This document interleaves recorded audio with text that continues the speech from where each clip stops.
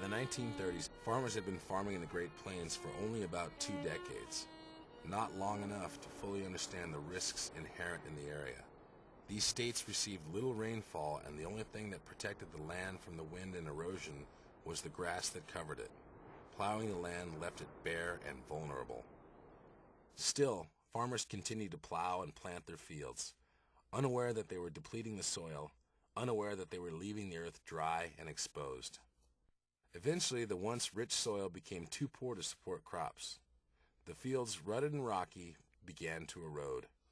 There was too much land put under cultivation because of the need for wheat and other agricultural products in the World War I period. And in the 1920s, this land continued under cultivation, and a series of weather factors, a drought actually, began to cause Dust Bowl conditions.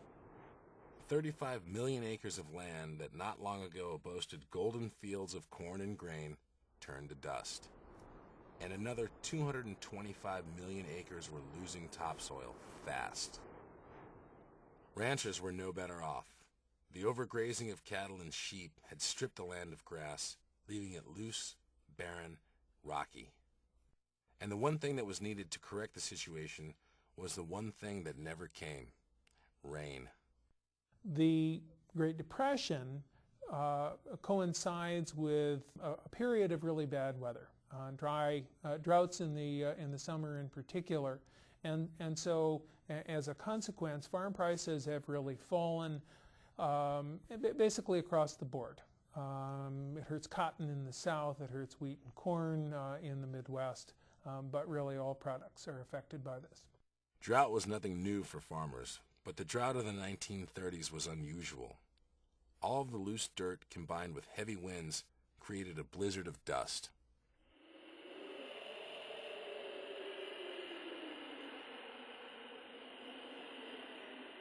I remember one spell out here in the spring of 1934 that my young son had gone out in the pasture to get the cattle out here. While he was there, this storm began to roll in great black waves from the north. Everything was black. You couldn't hardly see your hand before your face. It was just a solid black. You lighted the lights in the house and you couldn't hardly find your way about the house. The wind carried the topsoil across farms, state lines, even across the country. Over 2 short days in May of 1934, the wind carried 350 million tons of soil from west to east, and with it the life work of countless farmers. The dust so darkened cities on the East Coast that they burned street lamps in the middle of the day, and it's rumored that Chicago got 4 pounds of dust for every person in the city. The worst storm that I can remember was the last big duster that rolled in. We stopped by the side of the road and waited until we could see the edge of the road, which was I don't know how long. It seemed like a lifetime. We drove on home, and we found out when we got out we were so short on oxygen we could hardly stand up.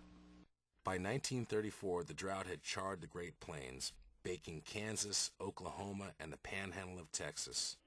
The days of dry, windy weather stretched into weeks, the weeks into months, the months into years. Still, the drought continued. And then came the grasshoppers. When the crickets came during the Dust Bowl, Mormon crickets, they were big, fat, ugly, black grasshoppers. I had never seen any like them in my life, and I'd lived there all my life.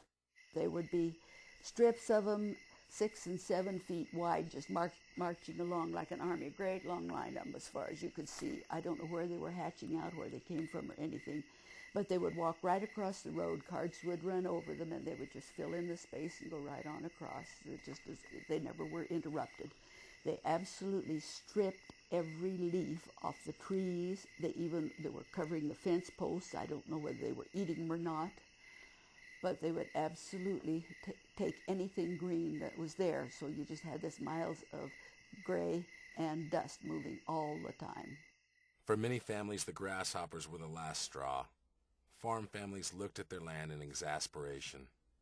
Hopeless and distraught, many farmers felt forced to abandon their farms, sell their belongings, and try to make a new start elsewhere. By 1935, the Dust Bowl had forced nearly 20% of farmers to sell their farms. In all, 2.5 million people left their homes behind them and set out to find a new life. They began what was to become one of the defining experiences of the Great Depression, driving out of the dust in hopes of finding clearer horizons.